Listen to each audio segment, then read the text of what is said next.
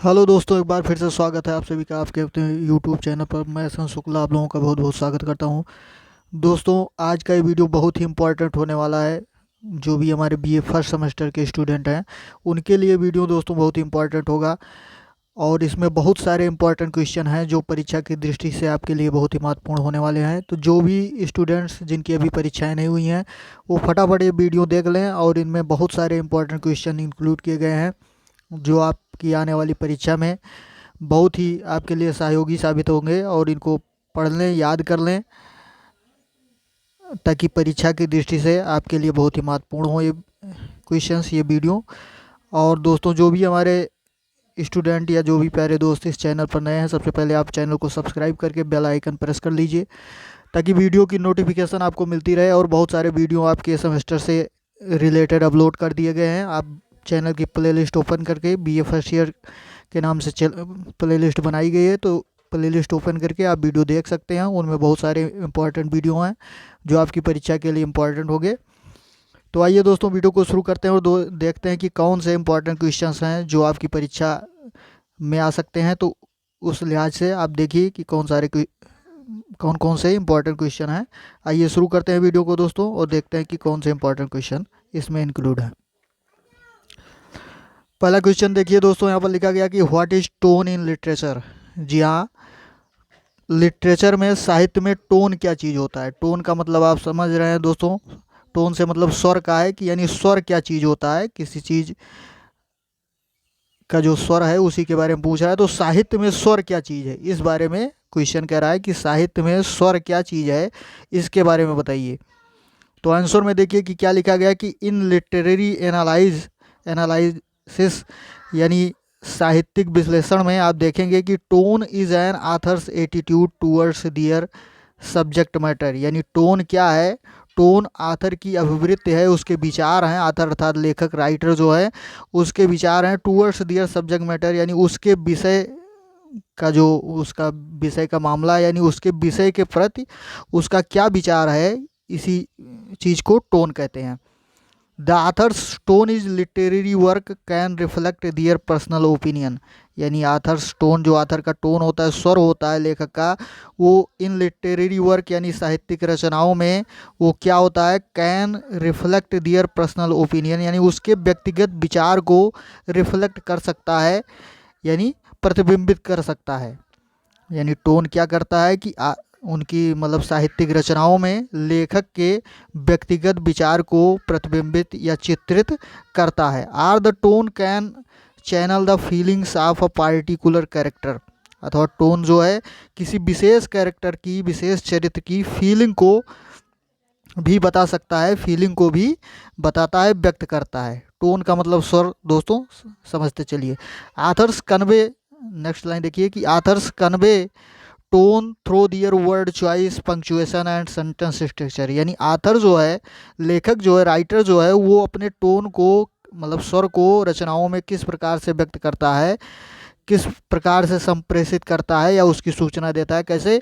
Dear word choice यानी अपने शब्द चयन के द्वारा, पंक्चुएशन यानी जो आप किसी लाइन को पंक्चुएट करते हैं, यानी विराम, अल्प विराम कैसे कहाँ लगाया जाता है, एंड सेंटेंस स्ट्रक्चर, और सेंटेंस की रचना के आधार पर उसके स्ट्रक्चर यानी उसकी संरचना जो है, वाक्य की संरचना के आधार पर। तो इन सब सारी चीज़ों से आथर्स क्या करता है, अपने टोन को बताने के, संप्रेषित करने की कोशिश करता है, या बता सकता है, या बताता है।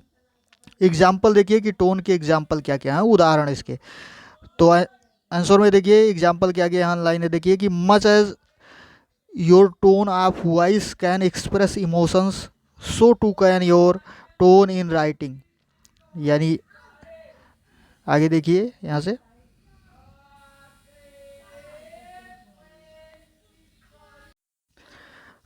तो एग्जाम्पल में दिया गया है दोस्तों, एग्जाम्पल ऑफ टोन, टोन का उदाहरण है कि much as your tone of voice can express emotions. यानी क्या करते हैं, ज़्यादातर क्या करते हैं, स्वर जो है वो क्या करता है, आपकी इमोशंस जो हैं, भावनाओं को एक्सप्रेस करता है, व्यक्त करता है। और उसी तरह so too can your tone in writing, इसी तरह टोन जो होते हैं वो राइटिंग में यूज होते हैं, यानी रचनाओं में इसी तरह टोन का यूज किया जाता है, प्रयोग किया, यानी जिस प्रकार स्वर जो है, टोन जो है, आपकी इमोशंस, आपकी भावनाओं को व्यक्त करता है, ठीक उसी तरह रचनाओं में भी उसका यूज होता है। You might write a story with a tone that is hopeful or bleak, romantic or cynical. यानी आप एक स्टोरी की रचना कर सकते हैं, किसी कहानी की रचना कर सकते हैं विथ अ टोन, एक टोन के साथ, इस स्वर के साथ कि जो होपफुल हो या ब्लीक हो यानी आशावान हो, या उदासीन हो, रोमांटिक हो, या साइनिकल हो, यानी इस तरह के किसी प्रकार के टोन से, किसी स्वर से आप किसी स्टोरी की रचना कर सकते हैं। When describing an author's tone in a novel, यानी जब किसी नॉवेल में, उपन्यास में आथर्स के टोन को, आथर के स्वर को, यानी लेखक के स्वर को डिस्क्राइब किया जाता है, उसका वर्णन किया जाता है शॉर्ट स्टोरी में, नॉवेल में, एस्से में, या you might use any of the following tone word, या आप नीचे जो टोन वर्ड दिए गए हैं, टोन शब्द दिए गए हैं, उनका भी यूज कर सकते हैं। इन योर एनालिसिस, यानी अपने विश्लेषण में कौन कौन से सार्कास्टिक, ये आपका दिया गया है, यानी उदासी, या इसको कह सकते हैं व्यंग्यात्मक, सोलम शांत, या फेटलिस्टिक यानी भाग्यवादी, नोस्ट नोस्टैल्जिक लिखा हुआ है, यानी इसको आप कह सकते हैं विषाद या उदासी से भरा हुआ टोन, ड्रामेटिक नाटकीय, अर्डेंट उत्साही, सोलन अर्थात हठी या सुस्त कह सकते हैं, लाइट हार्टेड हल्के हृदय या हाफ हार्टेड से संबंधित है, चीयरफुल उत्साही, यानी इस प्रकार के शब्दों का यूज़ जो है आप टोन के रूप में कर सकते हैं, या इस प्रकार के टोन का यूज अपनी रचनाओं में आप कर सकते हैं, इस प्रकार के स्वर का यूज, यानी जिस तरह से आप देखते हैं कि सॉन्ग्स में होते हैं, टोन का यूज होता है, किसी में अलग टोन है, कोई रोमांटिक सॉन्ग है, कोई सैड सॉन्ग है, तो अलग अलग टोन होते हैं, तो ठीक इसी तरह रचना में भी होता है। नेक्स्ट क्वेश्चन देखते हैं कि दोस्तों कौन सा इंपॉर्टेंट क्वेश्चन है जो आप के लिए बहुत ही महत्वपूर्ण है, आपकी परीक्षा के दृष्टि से बहुत ही महत्वपूर्ण है। तो देखिए लिखा हुआ है what is mood in literature, यानी मूड लिटरेचर में क्या चीज़ है। मूड का मतलब आप समझते हैं, लोग अक्सर यूज करते रहते हैं कि क्या मूड है भाई, कैसा मूड है। तो मूड का मतलब आप यही समझिए कि मनोदशा, यानी what is mood in literature, literature में मनोदशा जो है वो क्या चीज़ होती है। तो the mood of a piece of writing, यानी जो एक राइटिंग पीस या आप समझ लीजिए एक रचना का जो मूड होता है, इज द एटमॉस्फियर, यानी एक वातावरण है, ऑफ अ पीस यानी उस पीस का, यानी उस राइटिंग का, and the overall feeling it conveys to the reader, और उसकी जो पूरी फीलिंग्स, उसकी जो भावना होती है, उसको लेखक को मतलब रीडर को संप्रेषित करने का एक वातावरण होता है, रीडर अर्थात पाठक।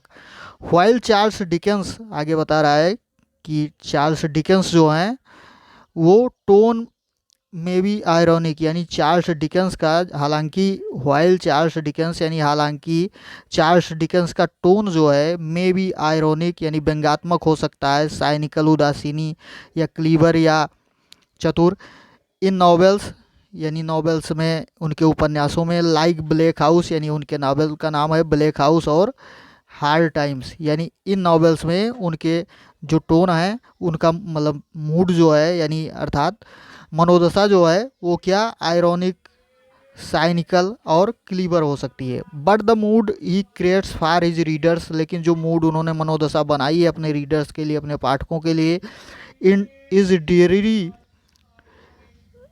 हाँ, इज डियरी एंड इंट्रीगुइंग, यानी वो मनोदशा जो उन्होंने बनाई है वो किस तरह से है, उदास और पेचीदा या दिलचस्प, इंट्रीगुइंग का मतलब पेचीदा या दिलचस्प, यानी इस तरह के टोन उन्होंने अपने रीडर्स के लिए, अपने पाठकों के लिए उसमें दिया है, मूड दिया है, यानी मनोदशा दी है। Authors convey mood through figurative language, यानी आथर्स जो है वो कन्वे मूड, यानी मूड को कन्वे करना चाहता है, संप्रेषित करना, बताना या पहुंचाना चाहता है, किस तरह, जरिए, थ्रो माने से या जरिए, फिगरेटिव लैंग्वेज अर्थात आप कह सकते हैं कि अलंकारिक भाषा के द्वारा, एंड लिटरेरी डिवाइसेस और साहित्यिक यंत्रों के द्वारा, letting the reader feel what ever mood the writing evokes, यानी वो लेखक को, वो रीडर्स को अर्थात पाठकों को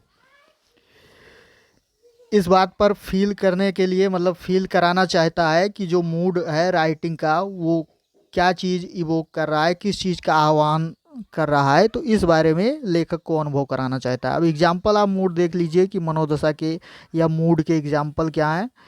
तो इसमें देखिए कि nearly all the words useful for describing tone, यानी सामान्यतया जो जितने भी वर्ड टोन को डिस्क्राइब करने के लिए अर्थात स्वर को डिस्क्राइब करने के लिए, उसका वर्णन करने के लिए कैन आल मतलब यूज होते हैं। Can also function as moods word, यानी वो मूड्स वर्ड की तरह यानी मनोदशा के शब्दों की तरह भी उनका यूज किया जा सकता है। लॉन्गिंग यानी अर्थात लॉन्गिंग का मतलब आप उत्कंठा या आकांक्षा से तात्पर्य है।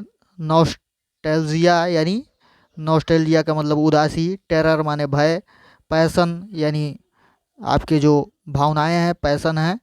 इमोशंस हैं, एक्साइटमेंट यानी उत्तेजना। All qualify as moods as well as tone, यानी ये सारे शब्द जो हैं वो जिस तरह से मूड टोन्स का जिस तरह वर्णन करते हैं, उसकी विशेषता बताते हैं, उसी तरह मूड को भी क्वालिफाई करते हैं, अर्थात मूड्स को यानी मनोदशा को भी क्वालिफाई करते हैं। Just as a character in a story can speak in a wrathful or indignant tone, यानी जब जब कि कोई भी कैरेक्टर है जो स्टोरी में, यानी स्टोरी का कोई भी पात्र जो है कहानी का, वो जब रैथफुल और इंडिगेंट टोन यानी क्रोध या क्रोध शब्द, क्रोध स्वर में वो जब बोलता है, यानी बड़े ही उत्तेजना या क्रोध के साथ बोलता है, तो a reader can experience an angry mood. तो रीडर जो है, पाठक जो हैं, उनका जो मूड होता है वो भी एक एंग्री मूड यानी क्रोध वाला मूड का अनुभव करते हैं। When reading about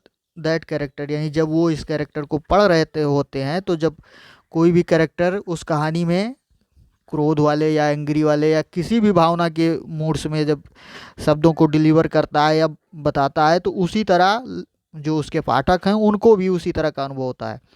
the character's tone translates to the reader's mood via specific dialogue, यानी जो कैरेक्टर का टोन है वो रीडर के टोन में कन्वर्ट हो जाता है, अर्थात जो चरित्र का टोन है, पात्र का टोन जो है, उसका स्वर जो है वो क्या होता है कि रीडर्स के मूड की में यानी जो पाठक हैं उनकी मनोदशा में कन्वर्ट हो जाता है। कैसे? स्पेसिफिक डायलॉग यानी स्पेशल डायलॉग यानी वाद विवाद के द्वारा। फेशियल एक्सप्रेशन यानी चेहरे के भाव के द्वारा। एंड अदर डिस्क्रिप्शन अथवा अन्य वर्णन के द्वारा। तो ये दोस्तों हो गया कि मूड्स क्या हैं, उनके एग्जाम्पल क्या हैं। तो टोन और मूड्स ये दो इम्पॉर्टेंट क्वेश्चन थे आपके लिए कि ये लिटरेचर में, साहित्य में टोन और मूड क्या होते हैं, इनका डिफिनेशन देखा। नेक्स्ट क्वेश्चन देखते हैं कि दोस्तों कौन सा इंपॉर्टेंट क्वेश्चन है, इसको देख लीजिए जो आपकी परीक्षा के दृष्टि से महत्वपूर्ण होगा। इसी तरह के क्वेश्चन को इसमें इंक्लूड किया गया है जो आपकी परीक्षा के दृष्टि से महत्वपूर्ण हो। लिखा है व्हाट इज पाथोस। जी हाँ, पाथोस क्या चीज़ है? तो pathos is an appeal made to an audience emotion in order to evoke feelings, यानी पाथोस जो है वो क्या चीज़ है? वो एक अपील है मेड टू ऑडियंस, यानी ऑडियंस के लिए एक अपील यानी की गई है। ऑडियंस का मतलब जो श्रोता हैं, ऑडियंस इमोशन यानी ऑडियंस के इमोशंस की, ऑडियंस के भावनाओं की। In order to evoke feeling यानी फीलिंग का आह्वान करने के लिए, यानी पैथोस जो है वो ऑडियंस के भावनाओं को अर्थात श्रोताओं की भावनाओं को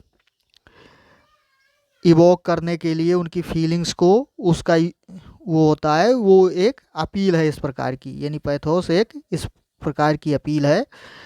तो नेक्स्ट लाइन देखते हैं कि pathos is one of the 3 primary modes of persuasion, यानी along with logos and ethos, यानी पैथोस जो है वो 3 प्रकार की जो प्राइमरी 3 प्रकार के मोड्स ऑफ परसुएशन हैं उनके में से एक है एलॉन्ग लोगोज एंड इथोज, यानी इन तीनों दोनों के साथ तीसरा क्या है? पैथोस है। तो पैथोस इज ये आल्सो अ की कंपोनेंट ऑफ लिटरेचर, यानी पैथोस जो है वो एक क्या है? की कंपोनेंट है लिटरेचर का, साहित्य का एक आप कह सकते हैं कि मेन गुण, आप कह सकते हैं कि वो साहित्य का मेन गुण है। Which like most other forms of art, कि जो अन्य फॉर्म कला के जो अन्य फॉर्म हैं, अन्य रूप हैं, ठीक उन्हीं की तरह होता है। एक महत्वपूर्ण घटक है कि पैथोज इज आल्सो ए की कंपोनेंट ऑफ लिटरेचर, यानी एक साहित्य का एक महत्वपूर्ण घटक है कि जिस तरह अन्य साहित्य के जो महत्वपूर्ण घटक हैं अर्थात टोन है, मूड है, ये सारी चीज़ें जो हैं, तो ठीक उसी तरह क्या है, पाथोस भी है। इज डिजाइन यानी जिसका डिजाइन किया जाता है to inspire emotion from its reader, यानी उनके रीडर्स जो हैं अर्थात पाठकों के इमोशंस, भावनाओं को प्रेरित करने के लिए इसको डिजाइन किया जाता है अर्थात इसका निर्माण किया जाता है, इसका प्रयोग किया जाता है। नेक्स्ट क्वेश्चन देखते हैं कि how are anecdote use in literature, यानी उपाख्यान जो हैं, एनेक्डोट या जिसे आप किस्सा या उपाख्यान ऐसे कहते हैं, तो ये चीज़ क्या है कि कैसे इसका लिटरेचर में यूज करते हैं। तो देख लीजिए, इंपॉर्टेंट क्वेश्चन है दोस्तों कि N anecdote is a short story, एक लघु कथा होती है, छोटी कहानी या किस्सा होता है, about a real person or event, यानी वास्तविक व्यक्ति अथवा घटना के बारे में, usually serving to make the listeners laugh or ponder over the topic, यानी सामान्यतया वो क्या करता है, किस लिए उसका यूज होता है कि लिसनर्स जो श्रोता हैं उनको हंसाने के लिए अथवा पोंडर ओवर अ टॉपिक यानी किसी टॉपिक पर सोचने के लिए इसका यूज किया जाता है। जनरली सामान्यतया the anecdote will relate to the subject matter, यानी सामान्यतया जो एनेक्डोट्स होते हैं, व्याख्यान, उपाख्यान या जो छोटी कहानी या किस्सा होता है, वो सब्जेक्ट मैटर से रिलेटेड होते हैं, संबंधित होते हैं। That the group of people is discussing, यानी ऐसे सब्जेक्ट यानी ऐसे विषय के मामले जो हैं कि जो द ग्रुप ऑफ पीपल यानी लोगों के समूहों द्वारा डिस्कसिंग यानी वर्णन मतलब उस पर बातचीत की जाती है, तो उससे संबंधित होते हैं। नेक्स्ट क्वेश्चन है कि how does the pathos affect the audience, यानी पैथोज जो है वो ऑडियंस को, श्रोताओं को किस प्रकार प्रभावित करता है। तो आंसर में देखिए कि pathos or the emotional appeal, एक भावात्मक अपील है, means to persuade an audience by appealing to their emotion, यानी लोगों को प्रेरित करना या उत्साहित करना किस लिए कि अपीलिंग टू दियर इमोशन, यानी उनकी भावनाओं के अपील के साथ, यानी उनकी भावनाओं के अपील के द्वारा वो क्या है कि पैथोज एक इमोशनल अपील होती है। तो author use pathos to invoke sympathy from an audience, यानी आथर जो है, लेखक जो है, वो पैथोज का यूज कैसे करता है कि सिंपैथी फ्रॉम ऑडियंस, यानी जो श्रोता है उनसे सिंपैथी प्राप्त करने के लिए, सहानुभूति प्राप्त करने के लिए क्या करता है, जो है वो पैथोज का यूज करता है। नेक्स्ट हाँ, आगे लाइनें देखते हैं। To make the audience feel, यानी ऑडियंस को फील कराने के लिए कि what the author wants to feel them to feel, यानी इस बात का अनुभव कराने के लिए श्रोताओं को कि आथर जो है, राइटर जो है, वो उनको क्या अनुभव कराना चाहता है। Them to feel, wants to them to feel, यानी उनको क्या अनुभव कराना चाहता है, तो इस बात के लिए होता है। A common use of pathos would be to drop pity from an audience, यानी जो साधारण यूज है पैथोज का वो क्या होता है कि टू ड्रा पिटी, यानी सहानुभूति खींचने के लिए, दया की भावना को आकर्षित करने के लिए, फ्रॉम एन ऑडियंस यानी श्रोताओं से।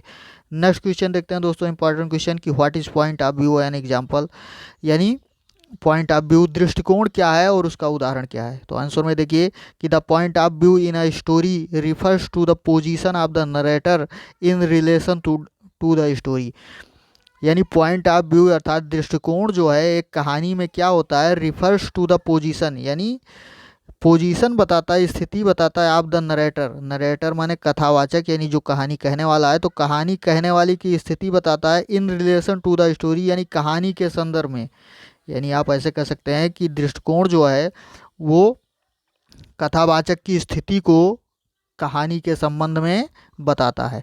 फॉर एग्जाम्पल, उदाहरण के लिए, if the narrator is a participant in the story, यानी अगर नरेटर यानी कथावाचक जो है वो कहानी का एक पार्टिसिपेंट है, उसका एक भाग है, तो it is more likely that the point of view would be the first person, would be first person, यानी ये सामान्यतया ये संभव है कि जो फर्स्ट पर्सन है यानी प्रथम व्यक्ति है वही दृष्टिकोण होगा, यानी कहानी का दृष्टिकोण वही हो सकता है, as the narrator is witnessing and interacting with the events and other characters first hand, यानी प्रत्यक्ष रूप से जो नरेटर होता है, नरेटर अर्थात कथावाचक जो होता है, वो उन घटनाओं का क्या होता है, मतलब प्रत्यक्षदर्शी या विटनेस होता है, इंटरेक्टिंग विथ द इवेंट्स, यानी उन घटनाओं के साथ वो जुड़ा होता है, इंटरेक्ट यानी वर्णन करना या बातचीत करना या उसमें शामिल होना होता है, and other characters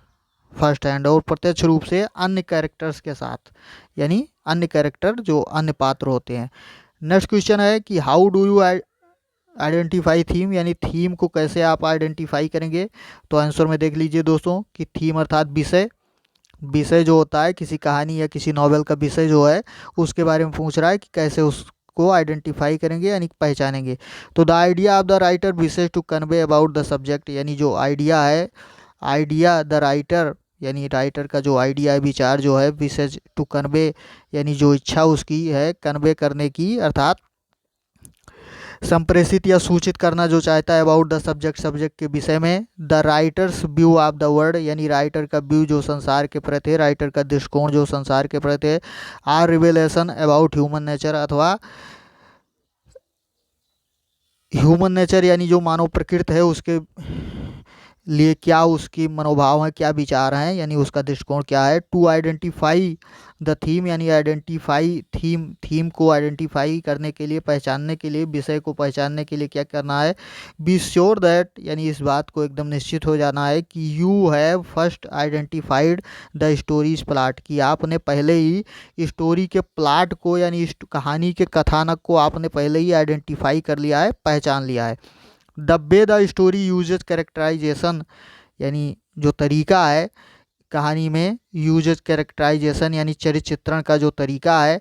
and the primary conflict in the story, और जो प्रथम जो साधारणतया जो कॉन्फ्लिक्ट होता है एक स्टोरी में, यानी संघर्ष या जो भी कुछ होता है, तो इस तरह का यूज उसमें होता है। तो ये क्वेश्चन दोस्तों आपके इम्पोर्टेंट क्वेश्चन थे जो आपकी परीक्षा के लिए, आपके एग्ज़ाम के लिए दोस्तों बहुत इंपॉर्टेंट रहेंगे।